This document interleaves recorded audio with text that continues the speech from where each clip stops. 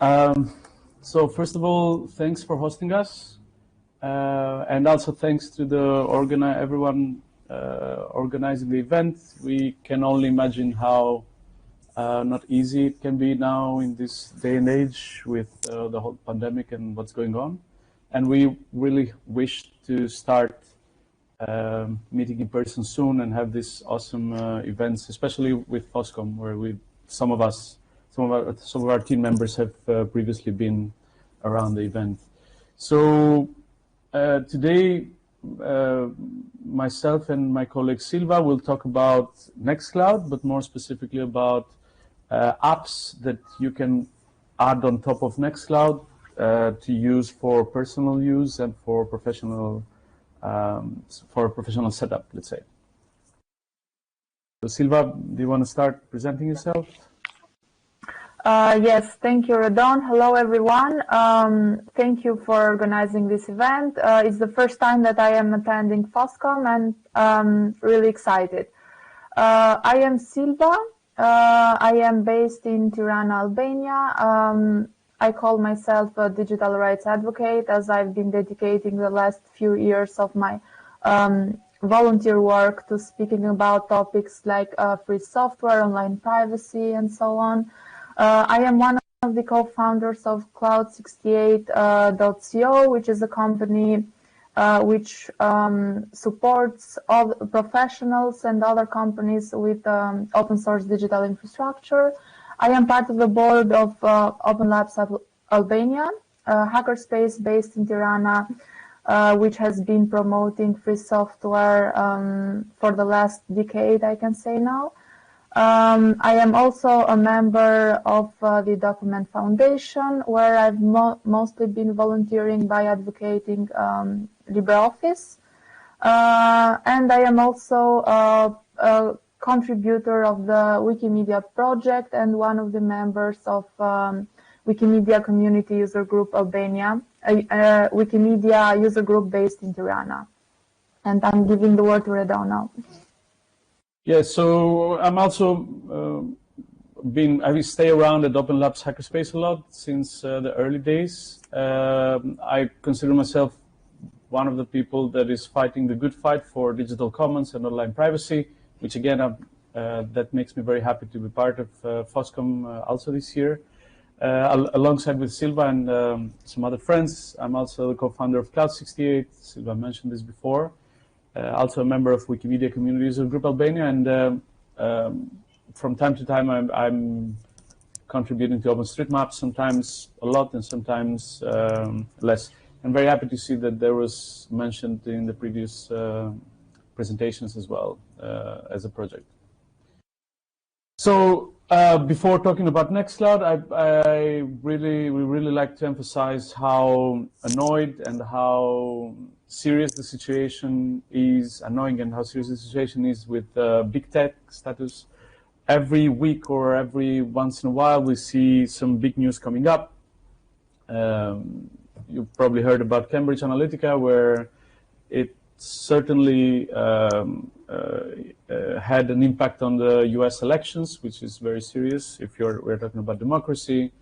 And also, there are many cases where, Edward Snowden is also probably one of the most well-known whistleblowers nowadays, where we actually proved that big tech is spying on us. And these were things that communities like ours and also in conferences like FOSSCOMM, people were talking all the time.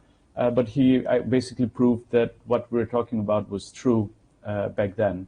And also you have cases like Dropbox and all these, Google and all these big companies. They choose to have on board, but also to people that are working for them, people that have serious conflict of interest in the way that they shouldn't handle any of our data, especially for big companies that they're hosting massive amounts of data from a lot of us. So, for example, this is from a website campaign of where Condoleezza Rice, U.S. State Department public officer, she was on the board of Dropbox, And one of the most people were saying that choosing Condoleezza Rice for Dropbox board of directors for Dropbox is problematic on a number of deeper levels and invites serious concerns about the CEO of the company and the serious leadership at Dropbox in relation to freedom, openness, and ethics. So when a company has literally access to all of our data, ethics are more important than in other cases. So we have all these big tech companies, they're just trying to navigate the legal system so that they host as many data as they can for profit, but they also don't make any effort to make sure that the data are safe and they respect them. Again, we're talking about our personal data here. So again, there is this question from a lot of people that we know: are there alternatives?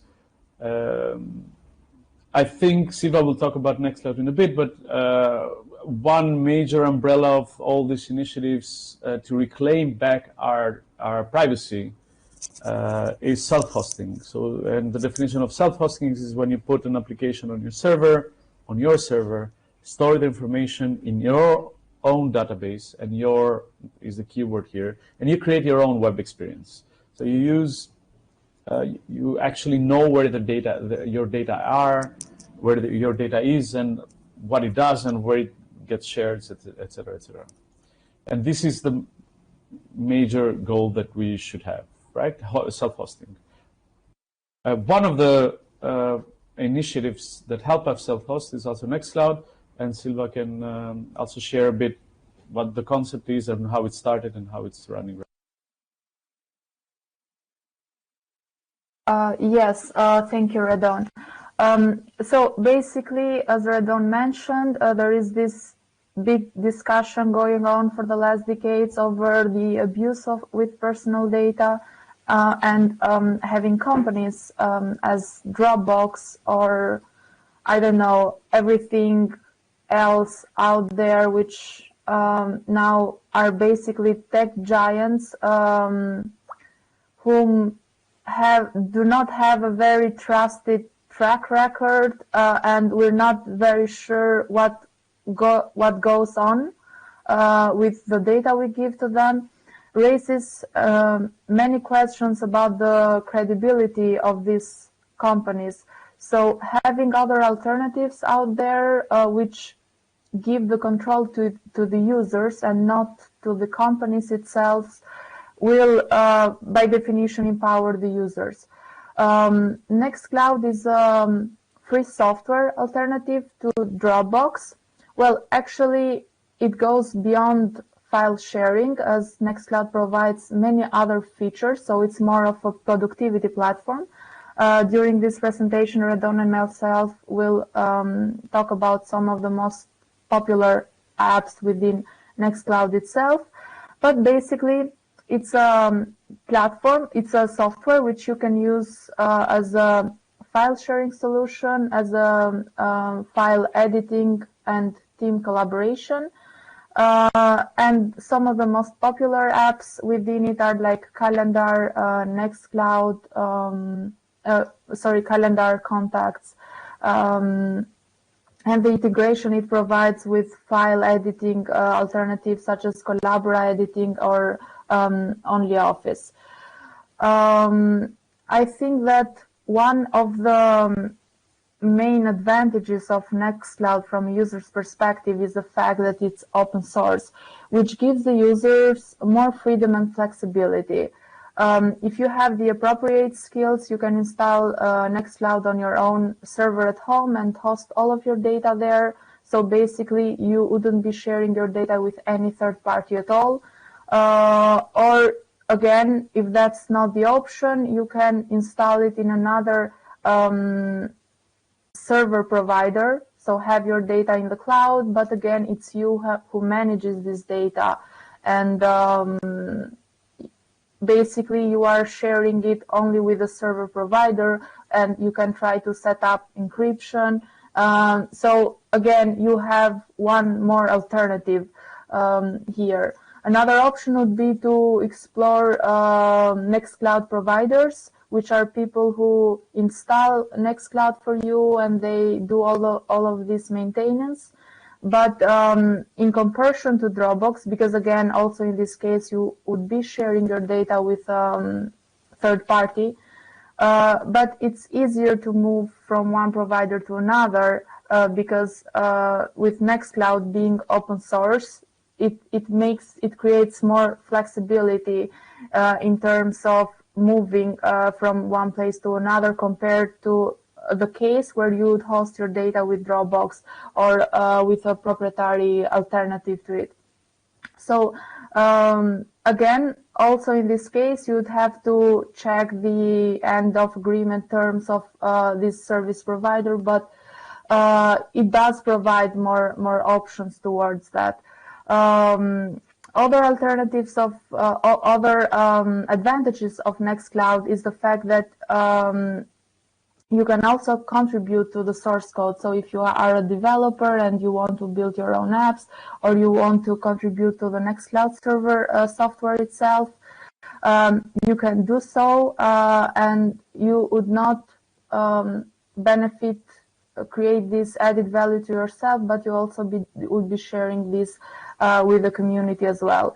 Also, Nextcloud can be translated in your own local language. As you see in this slide that we have added in this presentation, this interface is in Albanian. We used to organize many local meetups in the hackerspace to perform Nextcloud translations in Albanian. I think we managed to have more than 80%. I'm not sure what the numbers are, since in the last 2 years we haven't been organizing many more meetups, but I mean, you can also do so, and by having an active community of contributors, you can have the software in your local language as well. As I mentioned, we will be exploring some of the main apps which you can use through Nextcloud. To explore all of these apps, you can access them through this URL that you see in this slide, apps.nextcloud.com, and through different categories, you can, just explore them and see what can be a better fit for you. This is what the interface would look like. You have different categories of apps. What you see here is in Albanian, but basically you'd have like games, file sharing, multimedia, text, and office. So through these different categories, you can check the big variety of apps that Nextcloud provides. To install the app, in your Nextcloud installation, you just would have to go on the top right of your username. You click on that, you click on apps, and then you will be able to see. Can you switch to the next slide, please, Redon? And you'd see this kind of interface. Basically, here you can see all of the apps that you have already installed in your Nextcloud server.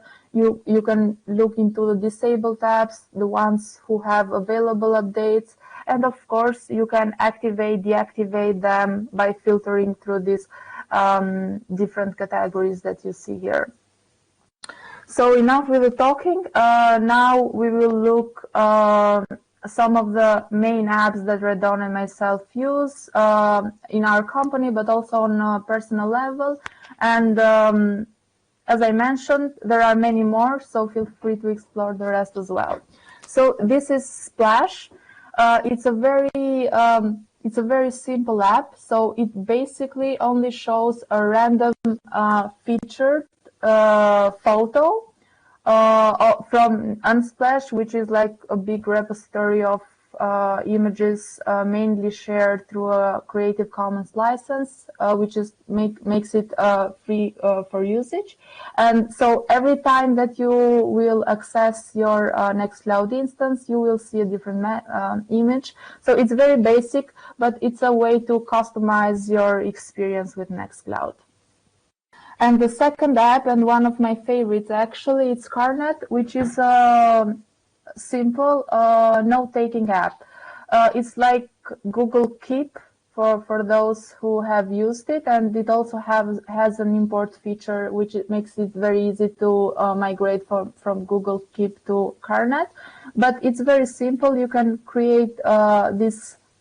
Redon is showing us his mobile app of Carnet. It has different apps actually. You can access it through mobile, but also through the operating systems like Linux, Windows, or Mac, or via the browser.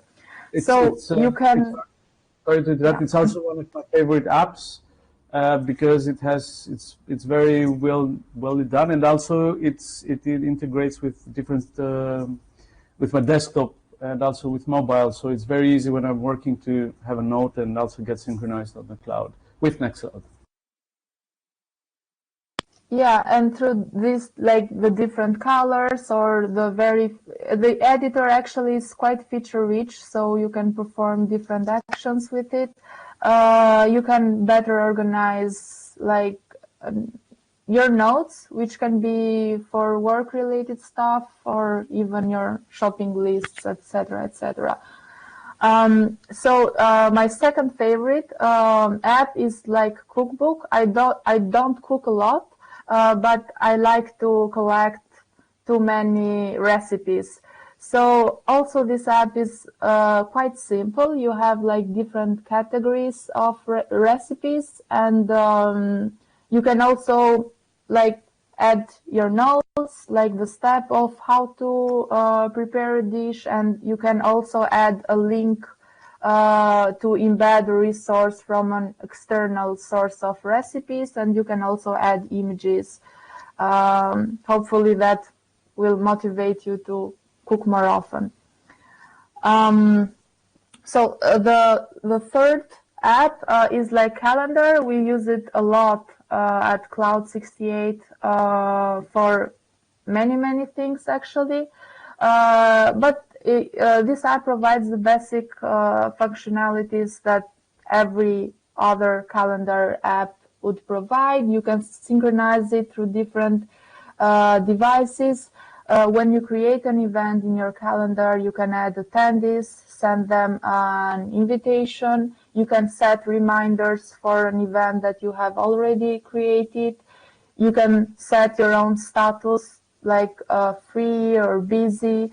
And you can also integrate this calendar with other Nextcloud apps, such as Deck, which is like a Trello alternative, and you can have all your team's calendars shared there to also look the projects or the events that your team members are attending.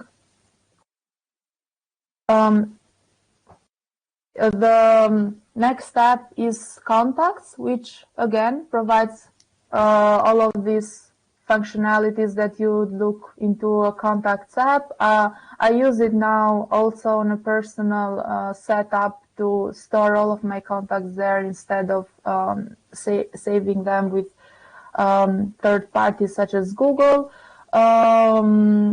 Again, it can be synchronized with various devices with your Nextcloud. You can edit your contacts through this web interface. You can share an address book with other users within your Nextcloud installation. And of course, you can integrate this with other apps such as the Mail app, about which Redon will talk a later bit on. And the last app I want to talk about is the News app, which is a very simple RSS readers, which again has this very nice synchronization features, which means that you can access these feeds through different devices, and it has an automatic update on the background, so it's constantly kept up to date. Redon marked on the screen share that you have this explore option as well to search through the different feeds. So now I'm giving the word to Redon for the rest of the apps that we want to talk about. Thanks. You have about 5 minutes. Yep, it sounds good. Thanks. So the next one is bookmarks. Obviously, this is very useful in different setups. For example, personal bookmarks for, I don't know, shopping list, but also on a professional level when you want to remember something, you have it there. This also gets synchronized very well with mobile app, but also with your browser. There are add-ons that makes it easier for you to synchronize bookmarks there, but also to go directly on the bookmarks as an app. On the Nextcloud, on your Nextcloud installation. So the next one is very useful on, I think, on a professional setting, but also now that the end of year celebrations are coming, to get coordinated for, you know, a survey about the date, the best day to celebrate, to have a party. It's called Nextcloud Forms. This is quite simple, but it's also very good if you want to self-host the information about a form.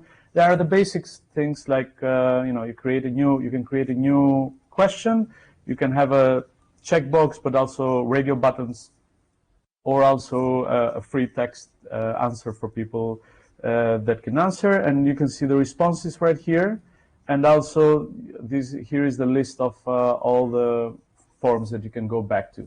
There's a very nice feature. You can duplicate a form so that if you are doing something in a recurring basis, monthly or yearly, you just don't have to work again. Just to create the form, you just change the text on the form.